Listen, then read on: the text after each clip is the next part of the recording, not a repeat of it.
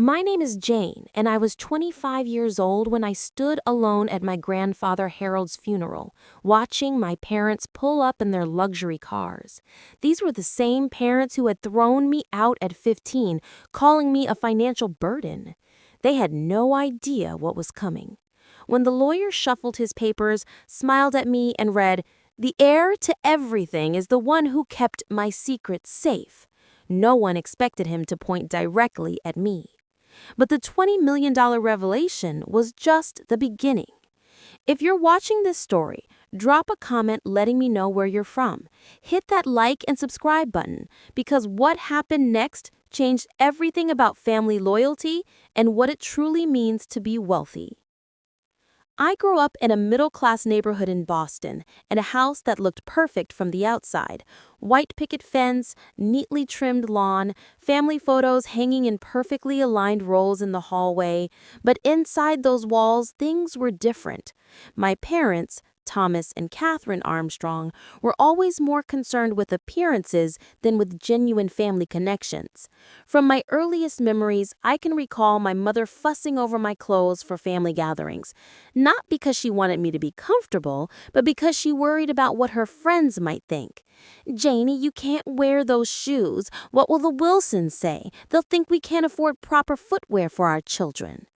It was always about what others thought, never about what I needed or wanted. My younger brother, Adam, was different. 3 years younger than me, he was the golden child from the moment he was born. He had my father's athletic build and charm and my mother's social graces. When Adam brought home B grades, there was celebration. When I brought home straight A's, there was merely a nod of acknowledgement. "That's nice, Jane," my father would say, without looking up from his newspaper. "Did you hear Adam scored the winning goal at his soccer game today?" But what my parents lacked in warmth and attention, my grandfather Harold more than made up for. My father's father was a quiet, thoughtful man who had built a business from scratch. He lived modestly in a cabin by Whisper Lake, about an hour from our house. From the outside, you'd never guess he had money. He drove a 10-year-old truck, wore the same flannel shirts until they had holes, and fixed things himself rather than buying new. "Waste not, want not, Janie," he'd tell me as we fixed a broken chair together. Most people throw away perfectly good things just because they're a little worn. They're missing the beauty and something that's been weathered by time. Starting when I was 7, I would spend weekends at Grandpa Harold's cabin. My parents were more than happy to have me out of their hair, and Adam was always busy with sports or friends. Those weekends by the lake became my sanctuary. Harold taught me practical skills my parents never bothered with. He showed me how to fish, how to identify edible plants in the forest, how to fix a leaky faucet, and most importantly, how money really worked. They assumed he had saved a significant amount from his business, though he never flaunted his wealth or discussed finances with them. Meanwhile, I had discovered a passion for art. I would sketch for hours at Harold's cabin, capturing the stillness of the lake at dawn, the gnarled hands of my grandfather as he tied fishing lures, and the family of deer that came to drink at the water's edge every evening. Harold noticed and quietly encouraged me. One weekend when I was 14, I arrived to find an easel, canvases, and a set of oil paints waiting on the porch. "Thought you might want to try something more permanent than those pencil sketches," he said casually, as if he hadn't just given me the most thoughtful gift I had ever received. That's when the tension at home really escalated. My parents discovered I was researching art schools. "Art? What kind of career is that?" my father scoffed. "You need something practical, something that will pay the bills." "Harold put this nonsense in your head, didn't he?" my mother accused. "He's sabotaging your future because he knows it will upset us." I didn't understand the intensity of their reaction until one night I overheard them talking about Harold's money again.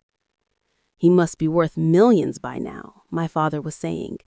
"The business was valued at over $5 million when he sold it, and that was 15 years ago. God knows what he's done with it since then." "And he seems to favor Janie," my mother replied. "We need to be careful. If she alienates herself from us completely by pursuing this art nonsense, we might get cut out entirely. It was the first time I realized my parents saw me as a potential pathway to wealth. Not as their daughter, not as a person with dreams and aspirations of my own, but as a means to an end. It was the beginning of understanding who my family really was and what would eventually tear us apart. The summer I turned 15 was when everything changed.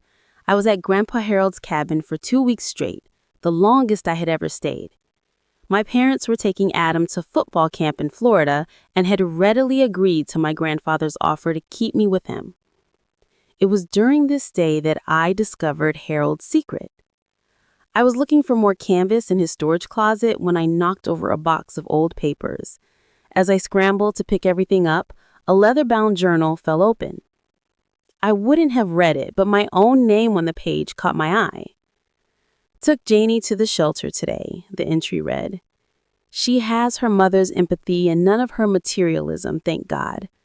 The way she connected with those children without judgment or hesitation reminds me why I started the foundation in the first place. Some people are born understanding what matters. I think Janie is one of them." I knew I shouldn't read more, but curiosity got the better of me. Page after page revealed a side of my grandfather I had never known. The journal documented his humble beginnings, growing up poor in rural Massachusetts, working multiple jobs to put himself through school, and building his manufacturing business from nothing but a good idea and relentless work ethic. But what shocked me most was learning about his wealth. The business had indeed sold for millions, but that was just the beginning. Smart investments had multiplied his fortune several times over, and yet he lived simply in this modest cabin, driving his old truck. Because Harold had a secret life. 3 days a week, he wasn't fishing or woodworking, as I had assumed during the school year. He was running a foundation that funded scholarships for underprivileged kids, supported domestic violence shelters, and provided startup capital for small businesses and disadvantaged communities, all anonymously. No buildings with the Armstrong name, no press releases or charity galas where wealthy donors could show off their generosity, just quiet, consistent support for people who needed it. When Harold found me with the journal, I expected him to be angry. Instead, he sat down heavily in his old armchair. "I suppose it was time you knew. But Janie, this has to remain between us." "Parents, they wouldn't understand. Why not tell people?" I asked. "You're doing amazing things." He shook his head. "The moment you put your name on charity, it stops being about the people you're helping and starts being about you. Your father never understood that. Always wanted his name on things, recognition, status. That's not why we help others." I promised to keep his secret. It became our special bond, this shared knowledge of his double life as a philanthropist. When I returned home after those 2 weeks, everything felt different. I could see my parents' materialism with new eyes, their constant striving for status symbols, their dismissal of anyone who couldn't advance their social standing. And I made a decision. I would apply for a special arts high school that offered scholarships. I had the grades, and I'd been developing my portfolio in secret with Harold's encouragement. But my parents discovered my application and art supplies before I could submit everything. My mother found them while snooping through my room, a regular occurrence I had learned to expect. The fight that followed was unlike anything we'd had before. "Art school? Are you trying to embarrass us?" my mother screamed, waving my application in my face. "What will we tell everyone? That our daughter is throwing her life away on some ridiculous fantasy?" "It's not a fantasy," I said, trying to stay calm. "I have talent. The pre-portfolio review teacher said I could get a full scholarship." "Talent doesn't pay bills," my father interjected. "We've spent thousands on your education, on your clothes, on feeding you, and this is how you repay us? By becoming some starving artist?" "You act like I'm a financial burden," I said, the words slipping out before I could stop them. Maybe if you spent less on Adam's expensive sports equipment or Mom's designer purses. The slap came before I saw it, my mother's hand across my face. How dare you? After all we've done for you, you ungrateful, selfish girl. My father stood up, his face red with anger. Jane, you have a choice. Give up this art nonsense and focus on a real education, or get out of this house. I thought he was exaggerating, using a threat to control me. I was wrong. I'm not giving up art. It's who I am. 2 hours later, I was standing on our front porch with a backpack of hastily packed belongings, the door locked behind me.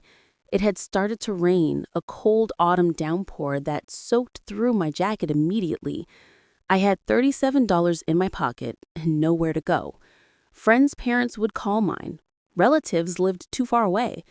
So I walked to the bus stop and sat there, water drooping from my hair, trying to figure out what to do next.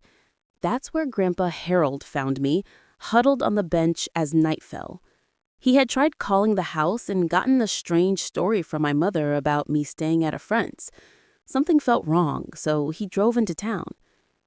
"Janie," he said, his voice breaking as he saw me. "My God, what happened?" When I told him everything, I saw something change in his eyes, a hardness I'd never associated with my gentle grandfather. "Get in the truck. You're coming home with me." As we drove away, I looked back at the house where I'd grown up, the lights glowing warmly in the rainy darkness. I didn't know then that it would be years before I set foot inside again, or that by the time I did, nothing would be the same. The guest room at Grandpa Harold's cabin became my new home. It was small but cozy, with a window that looked out over the lake. Harold hung curtains I had never seen before, blue with white stars, and bought a proper desk where I could work on my art. He told me as he hung them carefully, "My mother made those curtains. I've been saving them. Seems like they were waiting for you." The first week, my phone rang constantly with calls from my mother. I answered once, only to hear her demand, apologize, and come home. "You've embarrassed us in front of everyone. She said Mrs. Winthrop asked where you were at church, and I had to lie. Did you tell her you threw me out?" I asked. The line went silent for a moment. "We did no such thing. You chose to leave because you couldn't follow simple household rules." That was the story they were telling everyone. Jane ran away. Jane was being rebellious. Jane chose art over family. After that call, Harold took legal action. As my grandfather, he was able to petition for guardianship, arguing that my parents had abandoned me. They fought it briefly, but when Harold's lawyer mentioned potential charges of child abandonment and evidence of my mother's physical abuse, they quickly changed tactics. "Keep her, then," my father told Harold during a tense meeting, "but don't expect any help from us."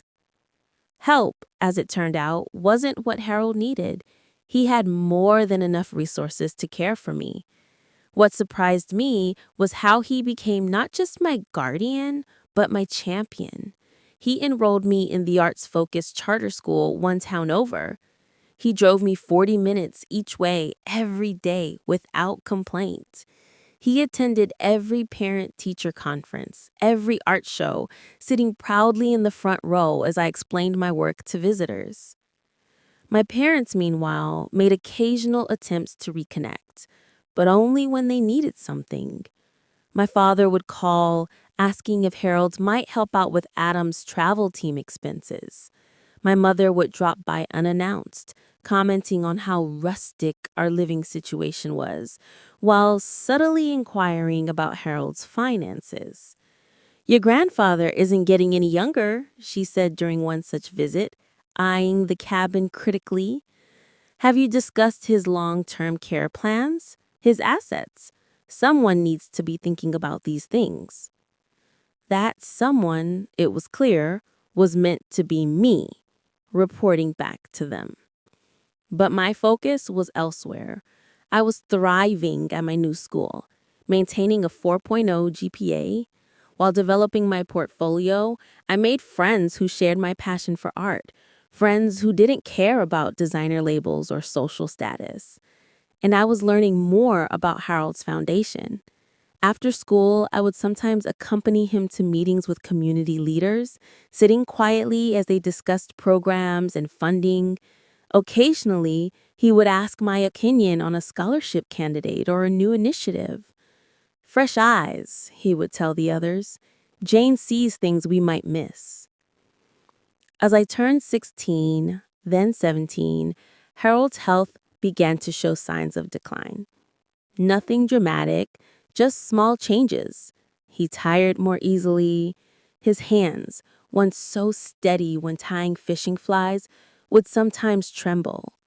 He never complained, but I started taking on more responsibility around the cabin. I learned to cook his favorite meals, to change the oil in his truck, to manage the household budget.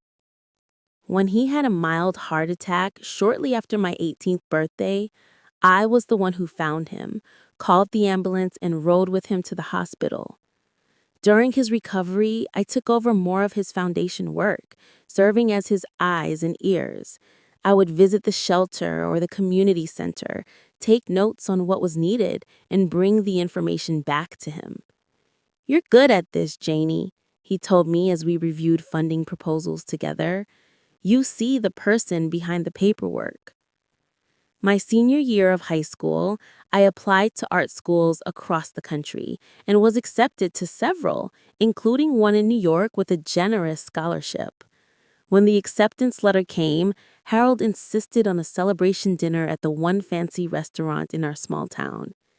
"To Jane," he toasted, raising his glass, "who never let anyone tell her who she should be." That night, as we drove home under a sky brilliant with stars, Harold pulled the truck over at our favorite spot overlooking the lake. "I'm proud of you," he said simply, "not just for the school, but for who you've become. You lost your family, but never lost yourself." I looked at him, this man who had saved me in every way a person can be saved. I didn't lose my family. The real one was here all along.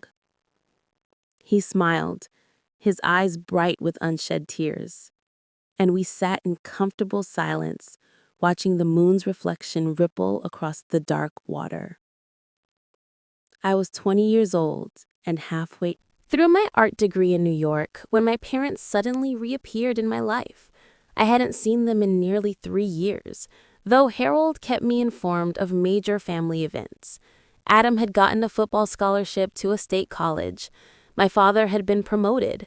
My mother was president of her garden club. It was a Sunday evening when my phone rang with a number I didn't recognize. "Jane, it's your mother." Her voice was softer than I remembered, almost hesitant. "We've been thinking about you," she continued when I didn't immediately respond.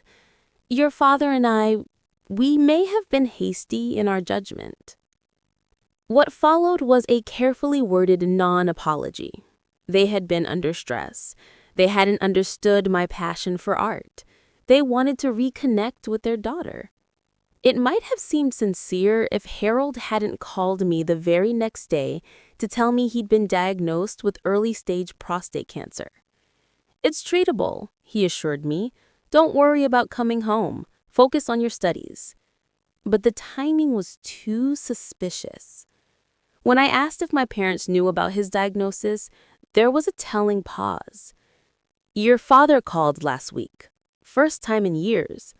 Said he was concerned about my health, that he'd heard rumors I wasn't doing well." The rumors, as it turned out, had come from Harold's doctor's receptionist, who was friends with my mother's cousin. Small-town connections that had suddenly become very valuable to my parents.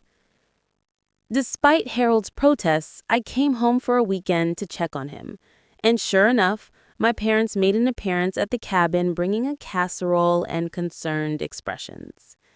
"Dad, we want to help," my mother said, placing a hand on Harold's shoulder. Family needs to stick together during a health crisis. My mother nodded earnestly. We can take shifts caring for you. Jane needs to focus on her education. Harold thanked them politely, but firmly declined. Jane visits when she can. I have home health services for the rest. I'm not an invalid yet. I noticed my mother's eyes scanning the cabin, lingering on the antique desk in the corner. The painting above the fireplace that Harold had mentioned was quite valuable. After they left, promising to return soon with more food, Harold sighed heavily. They think I'm dying, he said bluntly, and they're counting what they'll get when I do. I wanted to defend them, to believe their concern was genuine, but I had seen the calculation in their eyes. Over the next few months, my parents' reconciliation campaign intensified. They sent birthday and Christmas gifts to my apartment in New York. They called regularly with friendly, casual conversations. My mother even mentioned coming to see one of my gallery showings. We're so proud of what you've accomplished. We always knew you had talent. It was as if the years of estrangement had never happened, as if they hadn't thrown me out in the rain, as if they hadn't called me an ungrateful burden. When I came home for spring break, I arrived a day earlier than expected. As I pulled up to the cabin, I was surprised to see my parents' car in the driveway. Harold had mentioned nothing about a visit. I entered quietly, hearing voices from Harold's study. Dad, be reasonable. You need to consider long-term care. These treatments aren't cheap. We should review your investments, make sure everything's in order. I stood frozen in the hallway, listening as my parents pressed Harold about his will, his bank accounts, the foundation I wasn't supposed to know about. Harold's voice was tired but firm. My finances are in excellent order. My attorney handles everything. But as your family, we should be involved. What if you become incapacitated? What if decisions need to be made quickly? I'd heard enough. I walked into the study, making my presence known. The guilty expressions on my parents' faces confirmed everything. Jane, what a wonderful surprise. We were just checking on your grandfather's Health plan options. I heard what you were checking on, I said coldly. An uncomfortable silence fell. Harold looked between us, then stood slowly. I think I need some air, he said. Jane, would you help me to the porch? As soon as we were outside, I exploded. They're vultures. They don't care about you at all. Harold patted my hand. I know exactly what they are, Janie. I've always known.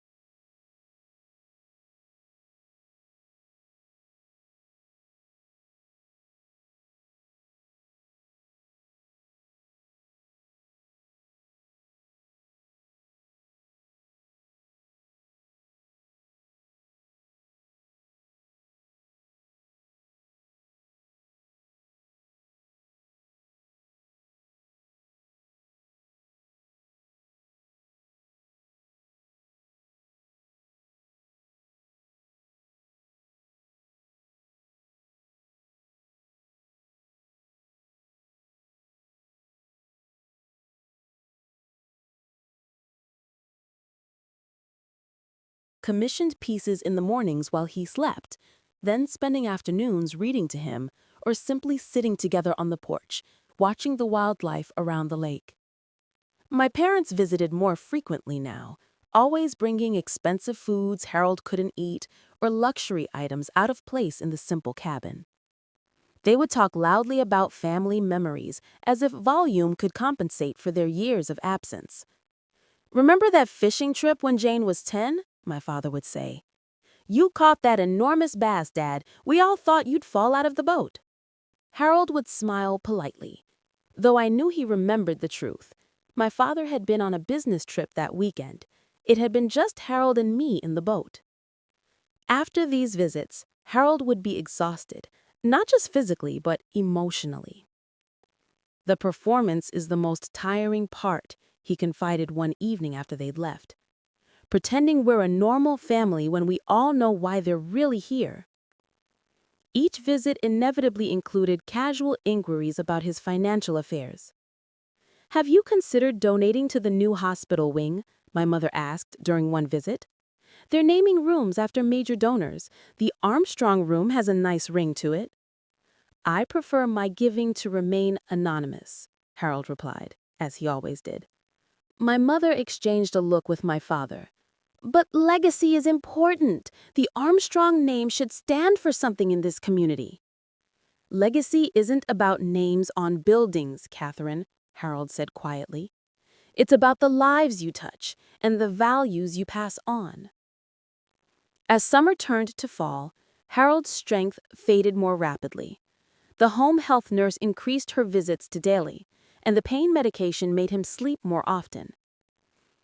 In his waking hours, though, his mind remained sharp. One crisp October afternoon, he asked me to help him to his study. "There's something I need to show you," he said.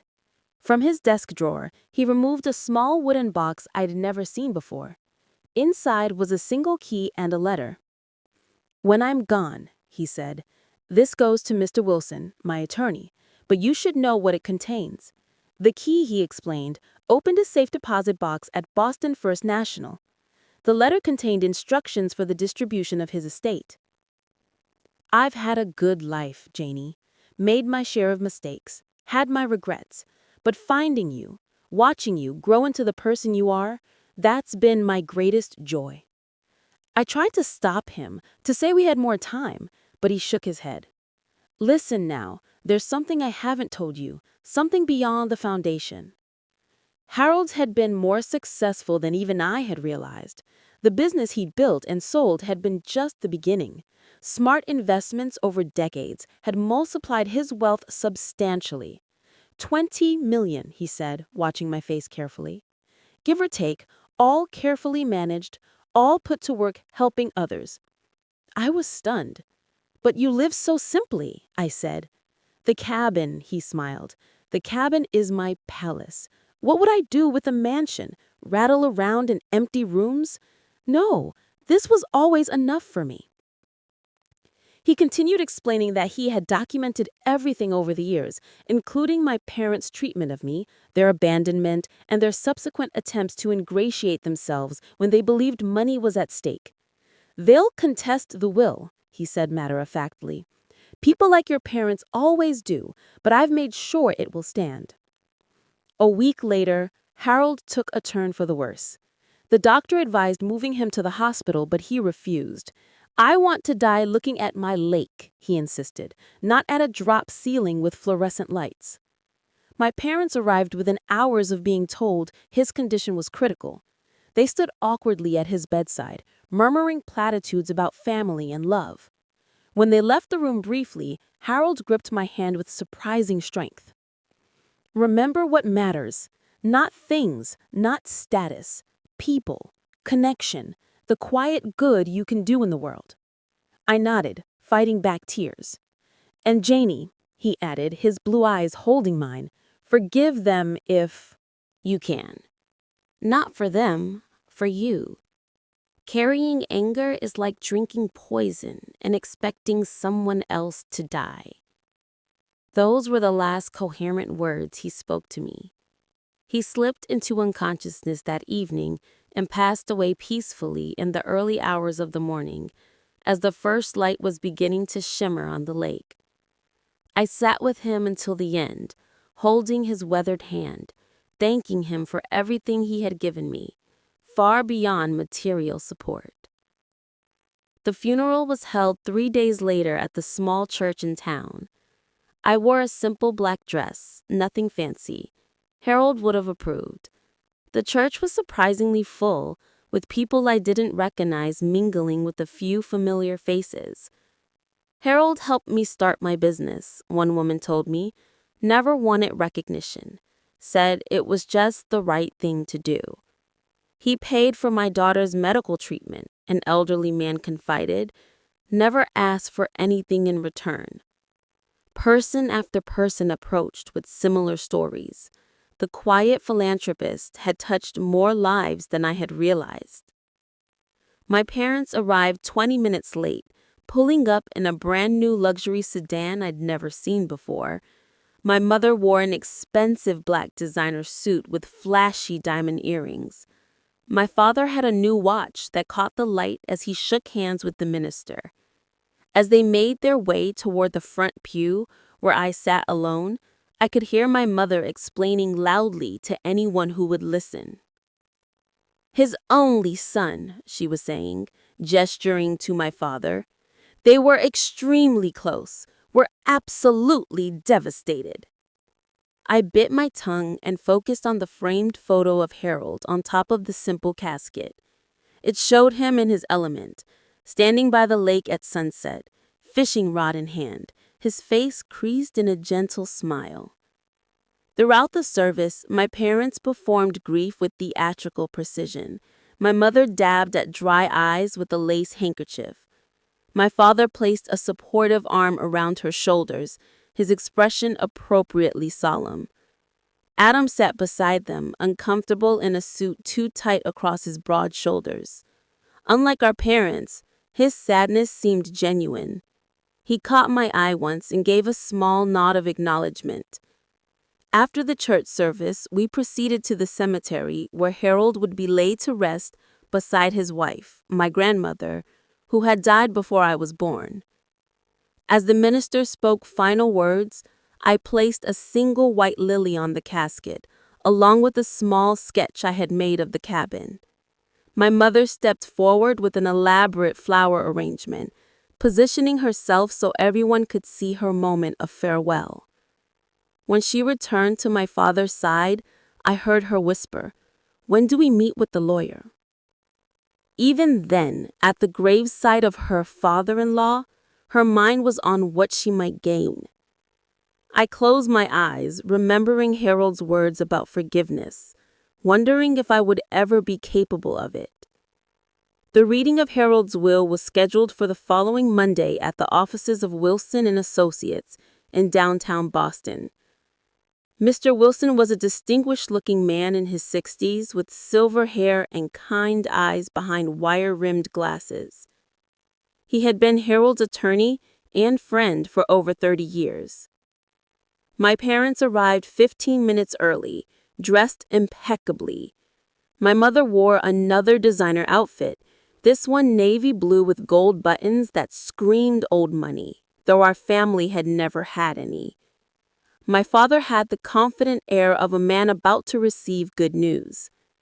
Adam came separately, giving me a brief, awkward hug before taking a seat against the wall.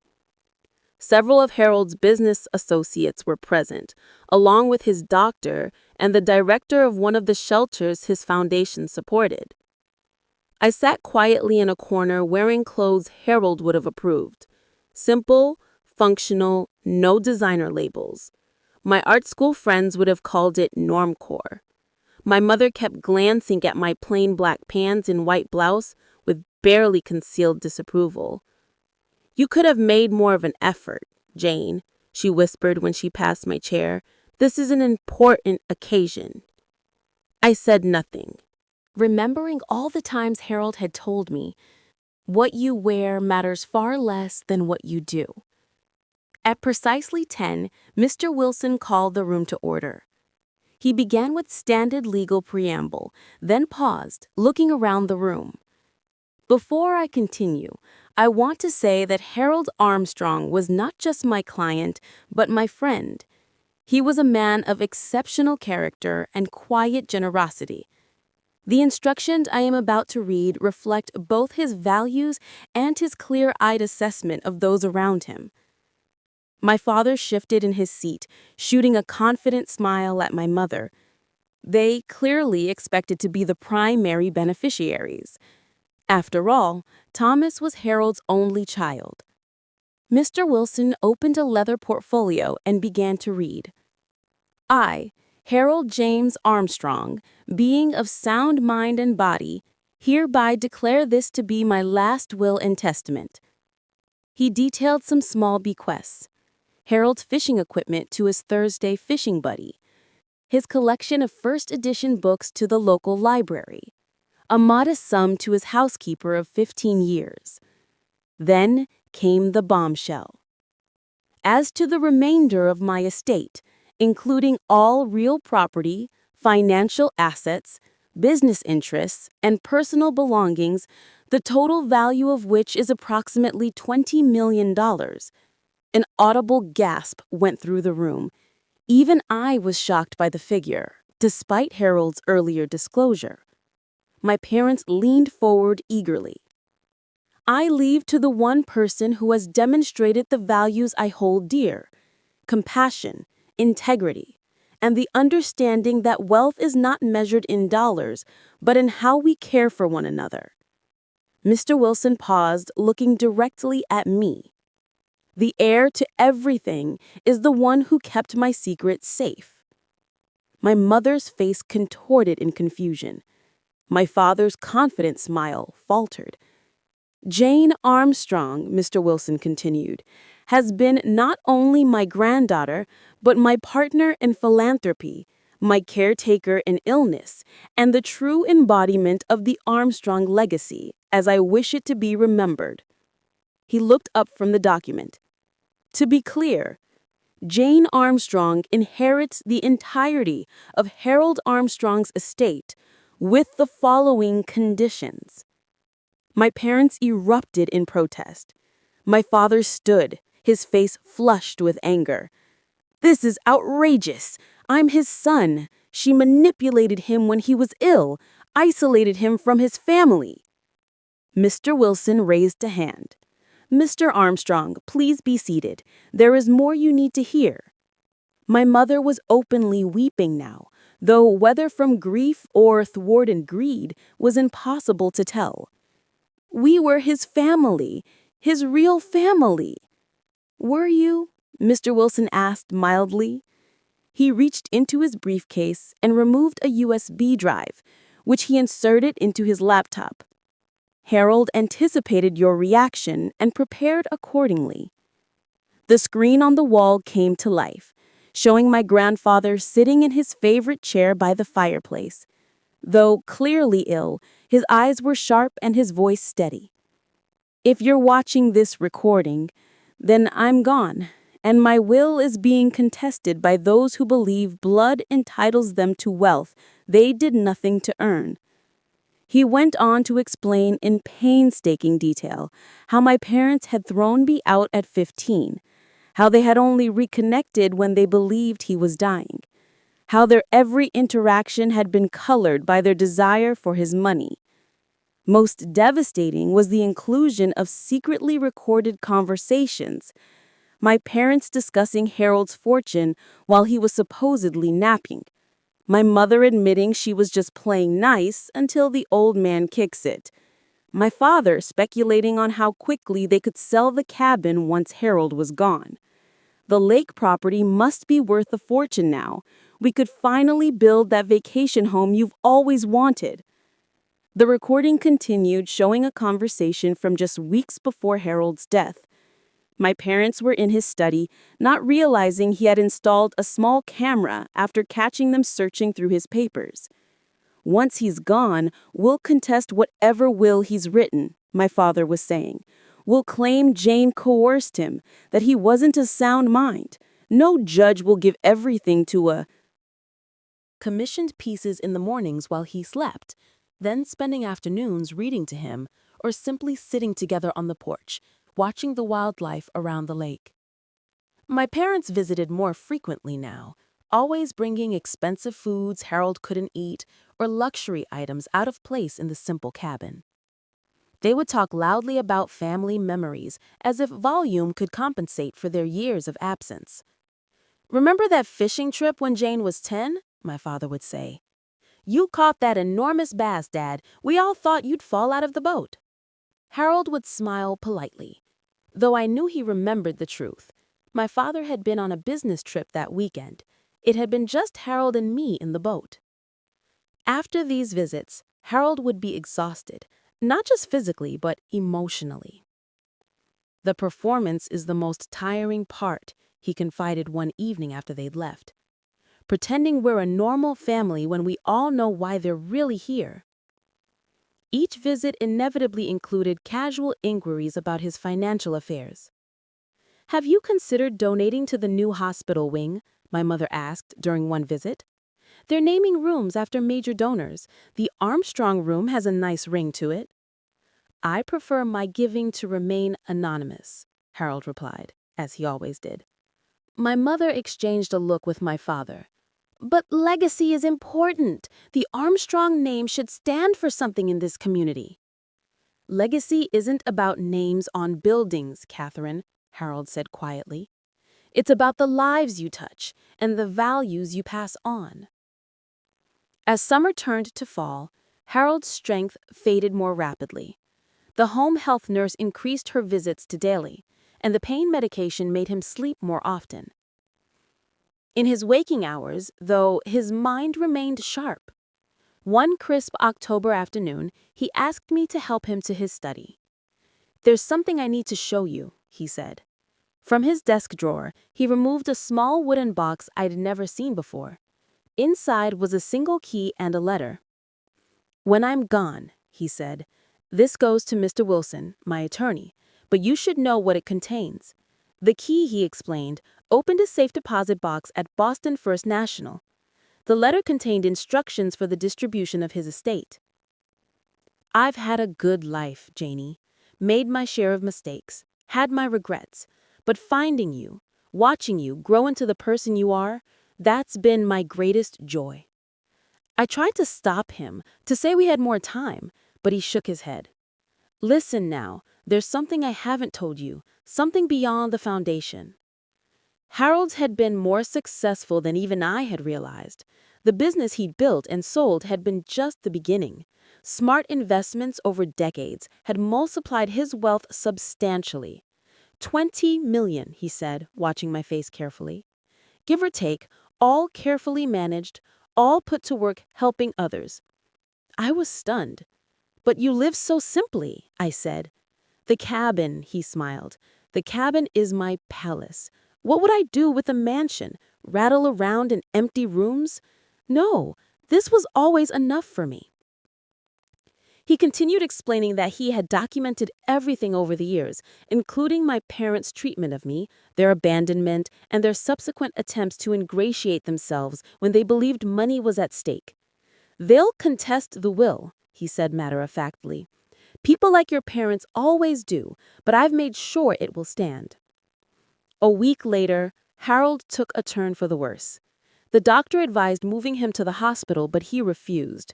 "I want to die looking at my lake," he insisted, "not at a drop ceiling with fluorescent lights." My parents arrived within hours of being told his condition was critical.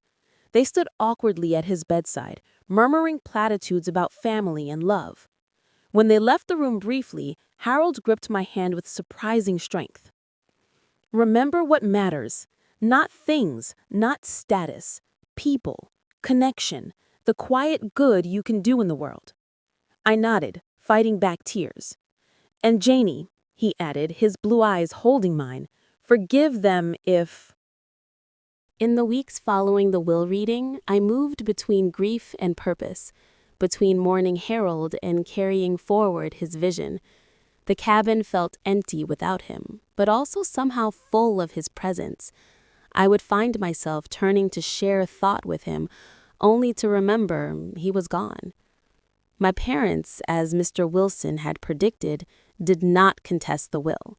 The evidence against them was too overwhelming, the risk of public exposure too great. Instead, they retreated into bitter silence, refusing all contact. I hadn't expected anything different, but it still hurt in a dull, familiar way. The final confirmation that they had never loved me as a daughter, only as a potential pathway to wealth. Adam, however, surprised me. He called regularly, asking thoughtful questions about Harold, about my art, about the foundation.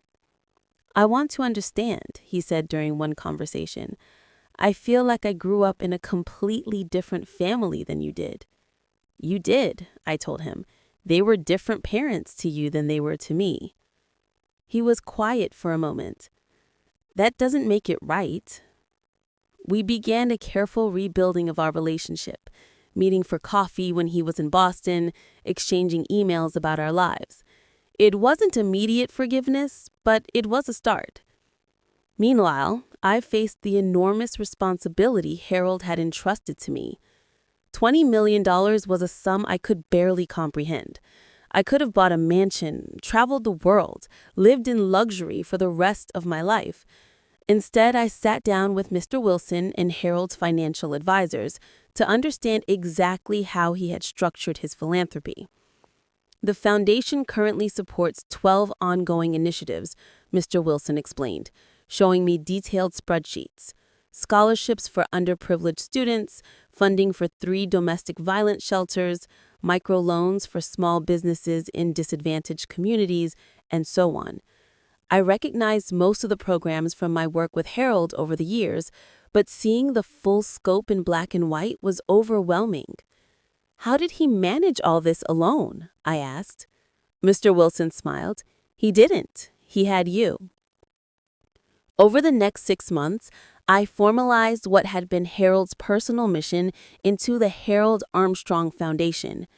I hired a small, dedicated staff to handle the day-to-day operations, but kept my grandfather's philosophy at the center. No public recognition, no buildings with the Armstrong name. Just quiet, consistent support where it was needed most. I kept the cabin, unable to part with the place that held so many memories, but I also bought a small commercial building in Boston's Art District. The ground floor became my studio and gallery space. The upper floors I converted into subsidized apartments for emerging artists who needed affordable housing. Living with wealth proved to be a complex adjustment. I found myself hesitating over simple purchases, hearing Harold's voice. Is it necessary? Is it meaningful? Will it last? I didn't change my wardrobe for designer labels or buy an expensive car. I furnished my apartment above the studio with secondhand pieces I restored myself, a skill Harold had taught me years before. The one luxury I allowed myself was travel, not to resorts or famous cities, but to places where I could learn from local artists and support grassroots community projects. I visited a women's textile cooperative in Guatemala, an arts education program in Detroit, a rural pottery collective in Japan. Each trip expanded my perspective and influenced my art, which was evolving from traditional landscapes to more complex works, examining themes of family, legacy, and belonging. About a year after Harold's death, I received an unexpected email from my father. The subject line read, "Simply meeting." The message was brief. "Jane, I'd like to talk. No lawyers, no accusations, just talk. Can we meet?" I considered ignoring it, but Harold's last words to me, "Forgive them if you can. Not for them, for you." We met at a neutral location, a coffee shop halfway between Boston and my parents' suburb. My father looked older than I remembered, the confident businessman, replaced by someone more uncertain. "Thank you for coming," he said as we sat down. "I don't quite know where to begin." "Why did you want to see me?" I asked directly. He stared into his coffee cup. Your mother and I are divorcing. After everything with Harold's will, it forced some realizations I'd been avoiding for a long time." He went on to explain that the marriage had been unraveling for years, held together by shared material aspirations and social climbing. When those dreams collapsed with Harold's will, there was nothing left. "I've been thinking about what your grandfather said in that video, about values and what really matters. I was raised to believe success meant money, status, the right address, the right car." I listened silently, neither encouraging nor discouraging his confession. "I failed as a father," he said finally, meeting my eyes. "I failed spectacularly. I can't undo what happened when you were 15. I can't change how we treated you or Harold, but I want you to know I see it now. I see what we did." It wasn't quite an apology, but it was more acknowledgement than I had ever expected. "Why tell me this now?" I asked. "Because I'm trying to change," he said simply, "and I can't do that without facing the worst thing I ever did." We talked for nearly 2 hours. I didn't promise forgiveness or a renewed relationship, but I did agree to meet again. It was a small opening in what had seemed a permanently closed door. My mother, however, remained entrenched in bitterness. Through Adam, I heard she had moved to Florida, remarried quickly to a wealthy retiree, and told anyone who would listen that her children had abandoned her. "Some people can't change," Adam observed when he told me. "They can't even see the need for it." One evening, as I was closing my gallery after a successful show, a young woman lingered, studying my most recent painting. It showed the cabin by the lake at dawn, a solitary figure standing on the dock. "This one feels different from your other work. There's a peace in it, but also a sense of moving forward." I smiled. That's exactly what I was trying to capture. She introduced herself as Lily, an art student struggling to find her voice. Something in her uncertain determination reminded me of myself at that age. "My professor says my work is technically good, but lacks emotional depth. I don't know how to fix that." I thought of Harold, how he had seen something in me worth nurturing. Art isn't just technique. It's about honesty, about putting your truth on the canvas even when it's uncomfortable. That conversation led to others.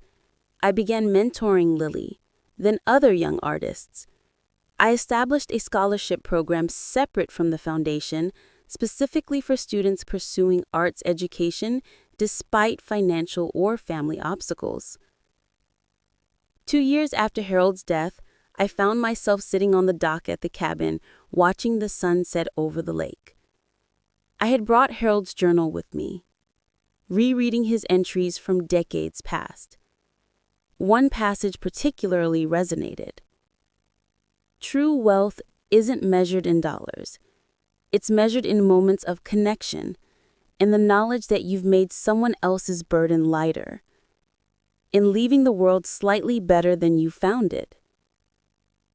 Money is just paper.